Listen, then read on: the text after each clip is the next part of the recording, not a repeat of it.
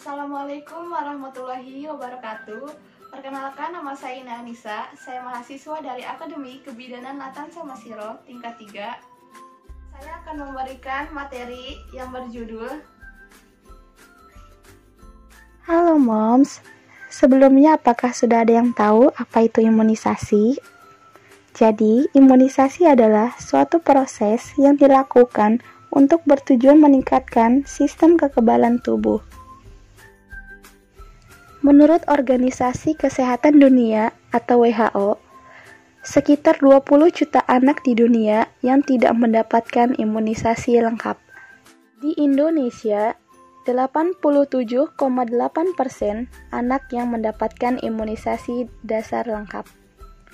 Dan terdapat 12% anak Indonesia yang belum mendapatkan imunisasi dasar lengkap.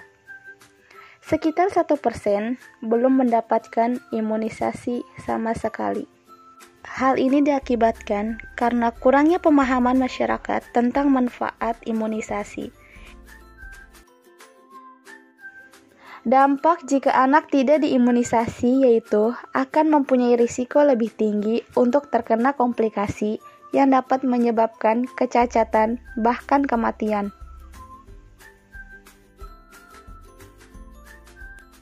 Macam-macam imunisasi. 1. Imunisasi aktif. Imunisasi aktif adalah kekebalan tubuh yang didapat seseorang karena tubuh yang secara aktif membentuk zat antibodi. Contohnya, imunisasi polio atau campak. 2. Imunisasi pasif. Imunisasi pasif adalah kekebalan tubuh yang didapat seseorang yang zat kekebalan tubuhnya didapat dari luar. Contohnya, penyuntikan anti-tetanus serum. 5 jenis imunisasi yang diwajibkan oleh pemerintah yaitu 1. Imunisasi BCG. Imunisasi BCG atau Bacillus Calmette-Guerin bisa diberikan sejak anak baru lahir sampai 2 bulan. Imunisasi ini diberikan untuk mencegah tuberkulosis atau TBC berat pada paru, otak, kelenjar getah bening. Imunisasi BCG disuntikan di kulit lengan atas kanan. Umumnya menimbulkan benjolan kemerahan yang kemudian meninggalkan bekas suntikan setelah 1 bulan. 2. Hepatitis B. Hepatitis B pertama paling baik diberikan dalam waktu 12 jam setelah anak lahir. Kemudian dilanjutkan pada umur anak 1 bulan, 3 bulan, dan 6 bulan. Jarak antara 2 imunisasi hepatitis B minimal 4 minggu. Hepatitis B diberikan untuk mencegah penyakit hepatitis B yang dapat menyebabkan pengerasan hati yang berujung pada kegagalan fungsi hati dan kanker hati. Imunisasi hepatitis B disuntikan di paha bagian luar. 3. Imunisasi polio. Imunisasi polio diteteskan ke dalam mulut bayi saat lahir atau OPV yang merupakan singkatan dari vaksin polio oral. Imunisasi polio tetes diberikan 4 kali pada usia 1 bulan, 2 bulan, 3 bulan, dan 4 bulan.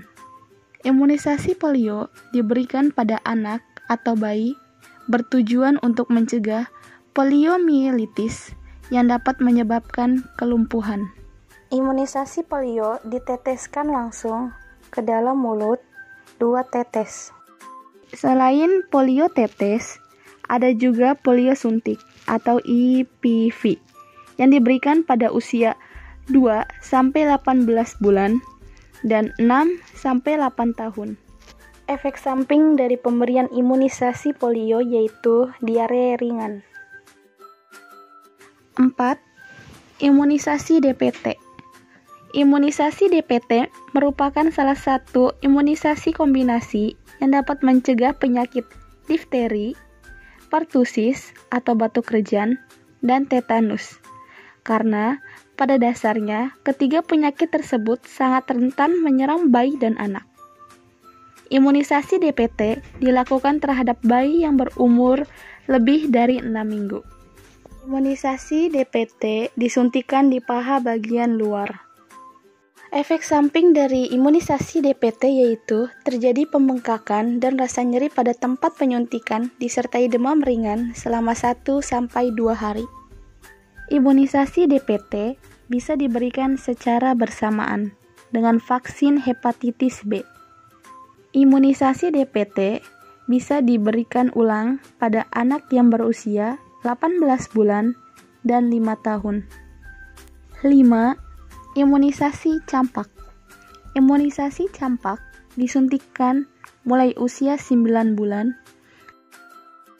Imunisasi campak diberikan untuk mencegah penyakit campak yang dapat mengakibatkan radang paru berat atau pneumonia, menyerang otak, dan diare.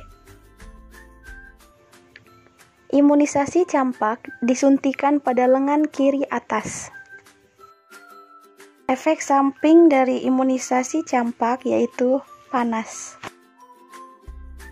Pemberian imunisasi disesuaikan dengan usia anak. Berikut ini daftar imunisasi dasar lengkap.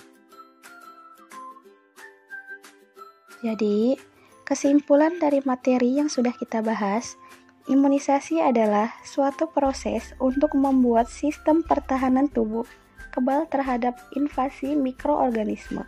Dan macam-macam dari imunisasi adalah imunisasi aktif dan imunisasi pasif. Serta jenis-jenis imunisasi ada 5, yaitu BCG, hepatitis B, polio, DPT, dan campak.